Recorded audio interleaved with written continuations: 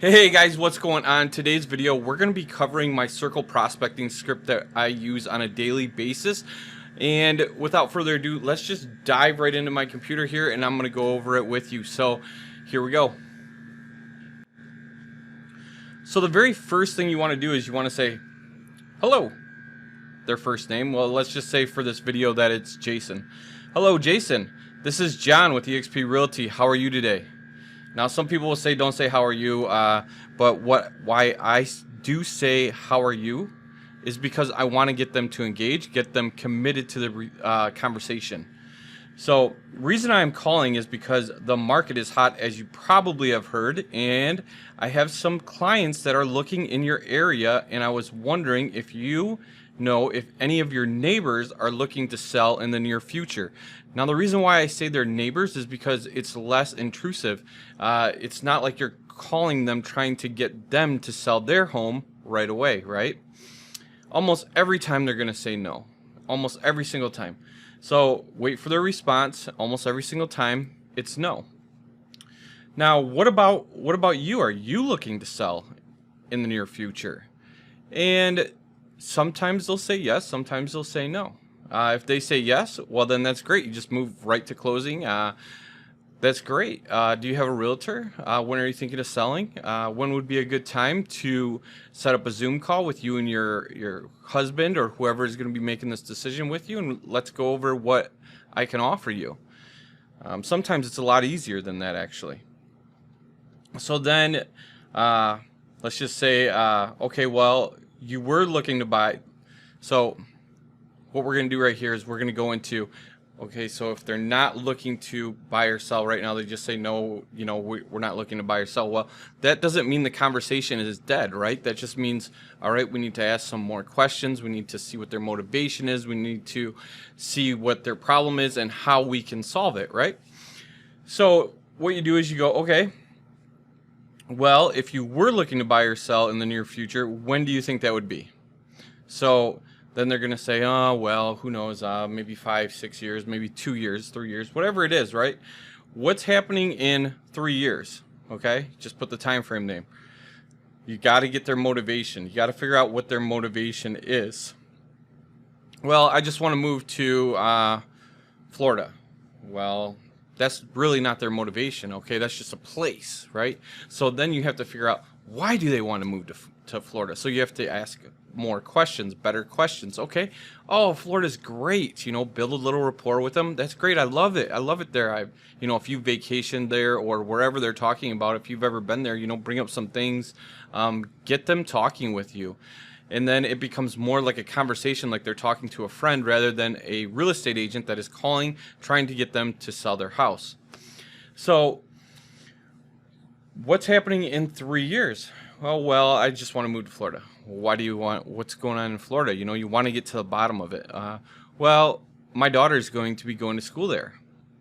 Okay, so now we have their motivation on why they want to move to Florida, why they want to get there, right? And so then, well, the next thing you want to do is, why aren't they doing it now? What's the problems? Because then you want to try to overcome these objections, and this is some, when you get into objections and objection handling, that's not something that I can dive into and go into great detail right now, but we have something that's called the Breakfast Club, and it goes at 7:30 in the morning, every morning, and it helps you turn yourself into a listing machine. If you want to get into this, go shoot me a DM on Instagram. Just look me up. My name's John Kinnunen, and let's schedule, you know, I'll get you in. You know, it's free, so we'll go from there.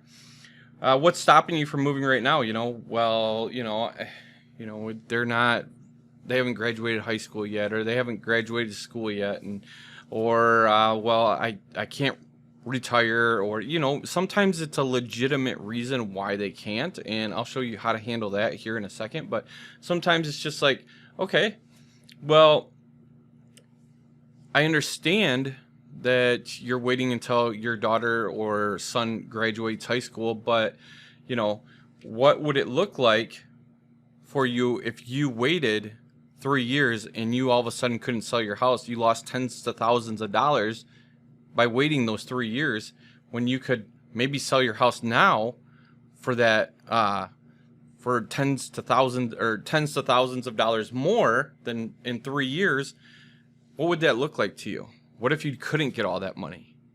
Okay, so now you get them thinking about that. And I just I jumped a little bit there. And then, well, I typed this up. I might have put the things in the wrong order. Before making any decisions though, name, you put, insert their name there. If I could help you solve their problem, you insert their problem here and achieve their goal, their motivation, then that would make sense to you, right? Well, like, yeah, sure it would. All right, let's do this. I'm going to be showing you how to solve your problem, how to get to Florida to achieve so that you can be there for when your daughter or son goes to school. I'm free tomorrow from 4 o'clock or 6 o'clock. What works better for you? Let's just go over a few different options and see if maybe it might make sense for you to sell now and move now rather than waiting.